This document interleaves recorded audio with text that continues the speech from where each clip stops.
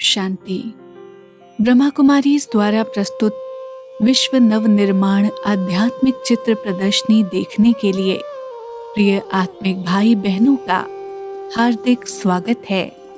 वर्तमान समय में मनुष्य जीवन में आने वाली कई समस्याओं का समाधान जानने में सक्षम है, लेकिन मैं कौन हूँ, इस छोटे से सवाल का सही जवाब उन्हें नहीं पता। यथार्थ ज्ञान न होने के कारण आज सभी मनुष्य अशांति व दुख से पीड़ित हैं। ऐसे समय में स्वयं भगवान ही अवतरित होकर अपना परिचय, हमारा परिचय और इस सृष्टि चक्र का सच्चा ज्ञान प्रदान करते हैं। हम इस चित्र में देख सकते हैं, ये शरीर प्रकृति के 5 तत्वों से बना हुआ पुतला है। ये जड़ है। जब इसमें चैतन्य शक्ति आत्मा प्रवेश करती है तभी ये जीवात्मा बनती है। शरीर को तो स्थूल रूप से इन आँखों से देखा जा सकता है, लेकिन आत्मा इन आँखों से अदृश्य एक सूक्ष्म शक्ति है, ज्योति बिंदु स्वरूप है। आत्मा में मन, बुद्धि और संस्कार नामक 3 सूक्ष्म शक्तियां हैं। वो मन से विचार करती है, बुद्धि से निर्णय करती है और संस्कार वश कर्म करती है। शरीर में आत्मा का निवास स्थान ये भ्रिकुटी के मध्य है। जिस प्रकार ड्राइवर कार की सामने वाली सीट पर बैठकर कार चलाता है, उसी प्रकार आत्मा ब्रह्मच स्थान में विराजमान होकर इस शरीर को चलाती है। इसलिए इसी स्थान पर तिलक लगाने की प्रथा बनी है। मृत्यु शरीर के लिए ही है, लेकिन आत्मा के लिए कोई मृत्यु नहीं है। आत्मा अनादि एवं अविनाशी है। आइए अब आत्माओं के पिता परमात्मा का वास्तविक परिचय क्या है, अगले चित्र में जानेंगे। भगवान उवाच, गीता में कहा गया है कि हे अर्जुन, मैं जो हूँ, जैसा हूँ, मैं अपना परिचय स्वयं देता हूँ। जिस प्रकार इस शरीर को जन्म देने वाले लौकिक पिता है, उसी प्रकार इस शरीर को चलाने वाली चैतन्य शक्ति आत्माओं का पिता निराकार परमात्मा है। जिस प्रकार हमारी आत्मा सूक्ष्म ज्योति बिंदु के रूप में है, उसी प्रकार परमात्मा का रूप भी दिव्य ज्योति बिंदु स्वरूप है। जन्म मरण रहित ज्योति बिंदु परमात्मा को कई नामों से पुकारा जाता है, लेकिन उनका असल नाम शिव है। संस्कृत में शिव का अर्थ है कल्याणकारी। भगवान की महिमा अपरंपार है। वो ज्ञान का सागर, प्रेम का सागर, शांति का सागर, पतित पावन, सभी गुणों और शक्तियों का सागर है। इतने ऊंचे सर्वोच्च महिमा संपन्न पिता परमात्मा को विश्व के सभी धर्म वाले कैसे मानते हैं और पूजते हैं, आइए अगले चित्र में जानेंगे। निराकार परमात्मा की स्मृति में पूरे भारत में ज्योतिर्लिंग के रूप में पूजा की जाती है। 12 ज्योतिर्लिंग विशेष प्रसिद्ध हैं। अगर देखा जाए तो रामेश्वरम में कहा जाता है कि श्री राम ने रावण से युद्ध करने से पहले शिवलिंग की पूजा की थी और परमात्मा शिव से शक्ति प्राप्त की थी। भक्तगण बहुत मेहनत करके अमरनाथ यात्रा पर जाते हैं और वहां बर्फीले शिवलिंग की पूजा करते हैं। विश्व के रचयिता परमात्मा शिव के स्मारक के रूप में काशी में विश्वनाथ की पूजा की जाती है। सोमनाथ मंदिर, जो कि भारत का पहला प्राचीन मंदिर था, राजा विक्रमादित्य ने यहाँ शिवलिंग की स्थापना की और उसकी पूजा की। उसी प्रकार नेपाल के पशुपतिनाथ मंदिर में भगवान शिव की पूजा पशुपतिनाथ के रूप में की जाती है। इसी तरह जापान में बौद्ध लोग 3 फुट के स्टैंड पर शिवलिंग के आकार का एक पत्थर रखकर शांति दाता नाम से ध्यान करते हैं। मुस्लिम भाई भी अपने पवित्र स्थान मक्का में जाकर शिवलिंग रूपी पत्थर को संगे अवसत कहते हुए प्यार से चूमते हैं। कहते हैं अल्लाह एक नूर है, नूर का अर्थ ही है प्रकाश। क्रिश्चियन धर्म में भी कहते हैं गॉड इज लाइट, ईश्वर एक प्रकाश है। यहाँ तक कि सिख धर्म में भी गुरु नानक जी ने कहा एक ओंकार सत श्री अकाल। इसका अर्थ है कि परमात्मा एक है, वे सदैव सत्य स्वरूप हैं। ऐसे हम देखें तो विश्व के सभी धर्म वाले एक निराकार को ही पिता के रूप में मानते हैं। सभी धर्म पिताएं भी ऊपर की ओर इशारा करते हैं। इसका मतलब है कि भगवान एक ही है, वो ऊपर रहते हैं। ऊपर माना कहाँ? परमात्मा का निवास स्थान क्या है? आइए अगले चित्र में जानेंगे। इसमें 3 लोकों का वर्णन किया गया है। नीचे नीले रंग में जो दिखाई दे रहा है ये है साकार मनुष्य लोक। पृथ्वी, आकाश, सूर्य, चांद, सितारे, 5 तत्वों की प्रकृति। इसके ऊपर है सूक्ष्म लोक। यहाँ ब्रह्मा, विष्णु, शंकर सूक्ष्म देवताएं निवास करते हैं और इन सब के ऊपर सुनहरे लाल रंग से प्रकाशित लोक जिसे ब्रह्मलोक, परलोक, शांति धाम भी कहा जाता है। इसका असली नाम परम धाम है। यही परमात्मा का निवास स्थान है। इसलिए भगवान कहने से ही सबका ध्यान ऊपर चला जाता है। ये न केवल ईश्वर का बल्कि हम आत्माओं का भी निवास स्थान है। यही हमारा असली घर है।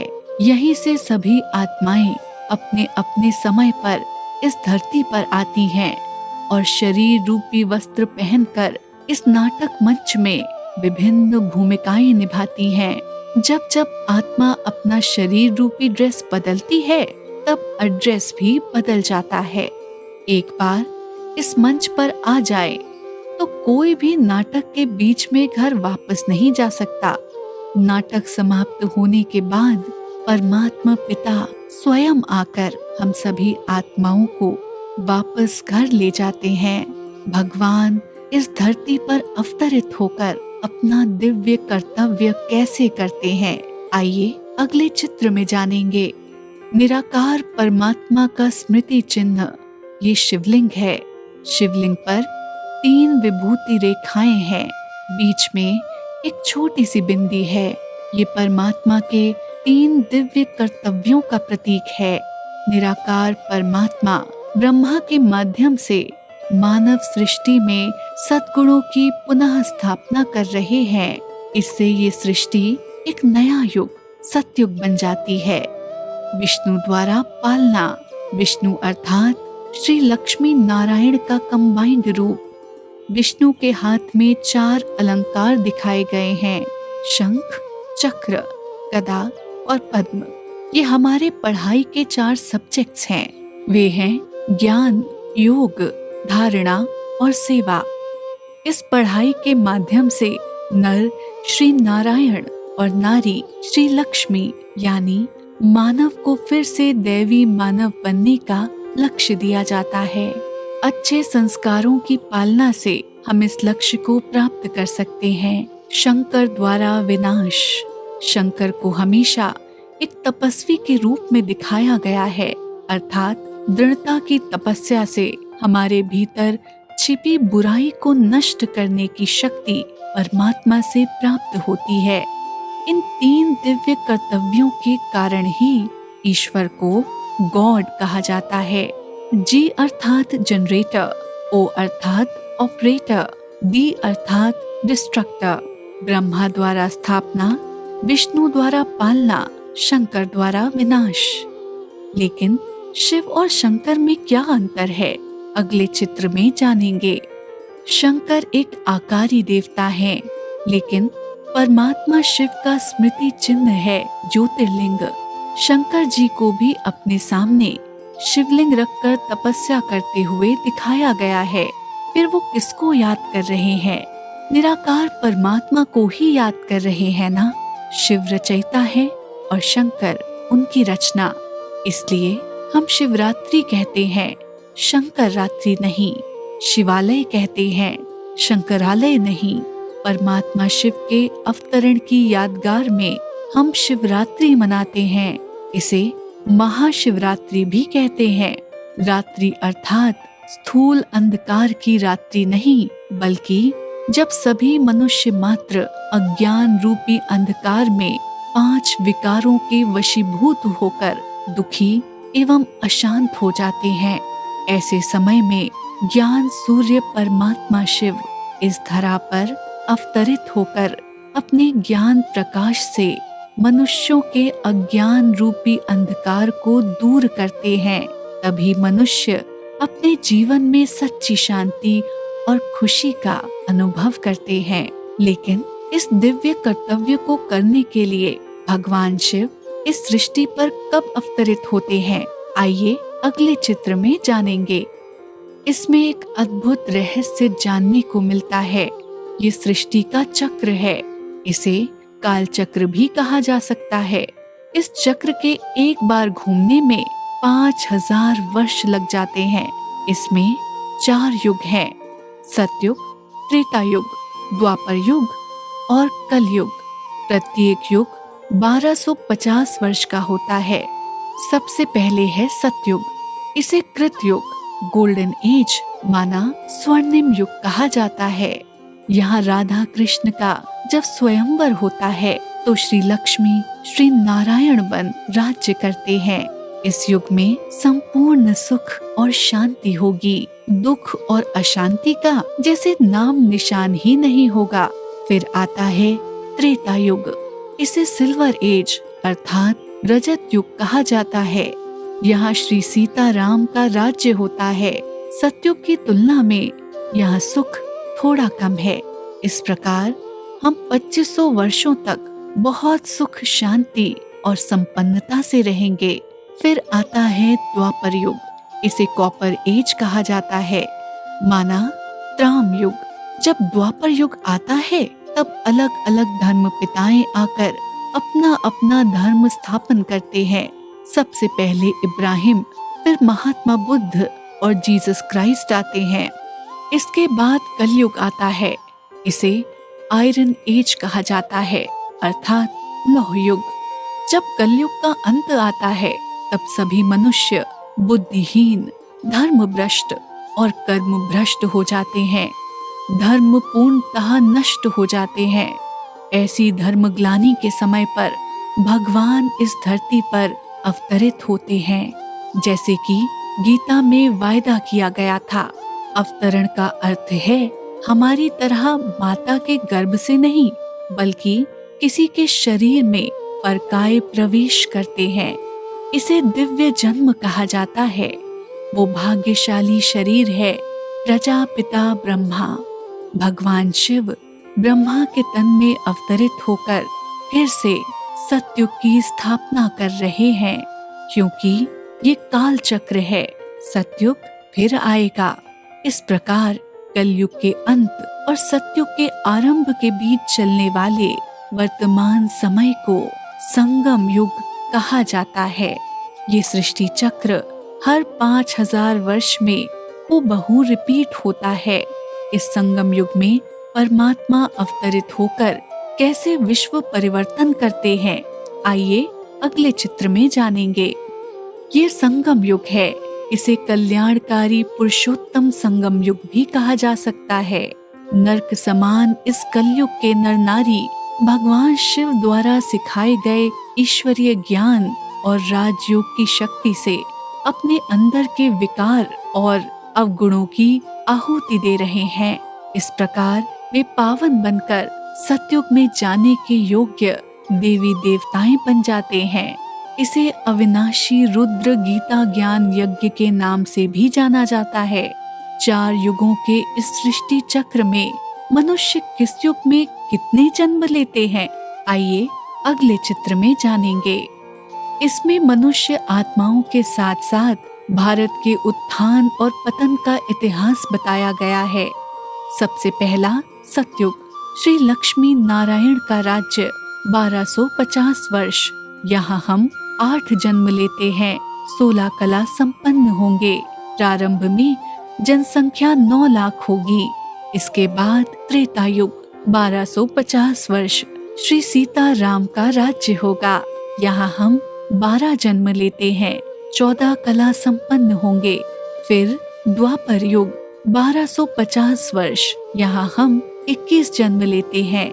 जब द्वापर युग आता है तो केवल 8 कलाएं शेष रह जाती हैं। सतयुग त्रेता युग में जो हम पूज्य हैं वही पुजारी बन जाते हैं। भक्ति की शुरुआत यहीं से होती है। सर्वप्रथम राजा विक्रमादित्य सोमनाथ मंदिर का निर्माण कर शिवलिंग की पूजा आरंभ करते हैं। फिर धीरे धीरे हम मूर्तियों की पूजा करने लगते हैं। अंततः कलयुग आता है, ये भी 1250 वर्ष। यहाँ हम 42 जन्म लेते हैं। कलयुग के आरंभ में 2 कलाएं होती हैं। अंत में कोई कला नहीं रहेगी। पूरी तरह से धर्म भ्रष्ट और कर्म भ्रष्ट बन जाएंगे। प्रकृति के तत्व, पत्थर बित्तर, पेड़ पौधों को भी पूजा करना शुरू कर देते हैं। जैसे जैसे भक्ति बढ़ती है उतना ही दुख और अशांति भी बढ़ती है। शांति के लिए कई धर्म सम्मेलन करते रहते हैं। एक समय था, भारत सोने की चिड़िया था, हीरे जवाहरातों से सुसंपन्न था। आज वही भारत अन्य देशों से उधार ले रहा है। जिधर देखो उधर हिंसा, रक्तपात, अत्याचार और भ्रष्टाचार से विनाश की ओर बढ़ रहा है। इस प्रकार कुल 5000 वर्षों में हम 83 जन्म लेते हैं। अब हमें परमात्मा शिव द्वारा ये अलौकिक 84वां जन्म मिलता है। इसको ब्राह्मण जन्म कहा जाता है। ये वो समय है जब हम दिव्य गुणों को धारण कर पवित्र बनते हैं और परमात्मा के साथ आत्माओं के घर परम धाम लौटते हैं। हम सतयुग में पुनः इस धरती पर आएंगे। आइए इस सृष्टि के इतिहास को और विस्तार से अगले चित्र में जानेंगे। ये मनुष्य सृष्टि रूपी कल्प वृक्ष है। इसका वर्णन गीता में ऊर्ध्व मूलम मध्य शाखा के नाम से किया गया है। इसकी जड़ ऊपर में है, शाखाएं नीचे की ओर फैली हुई हैं। इस कल्प वृक्ष का चैतन्य बीज रूप परमात्मा शिव है।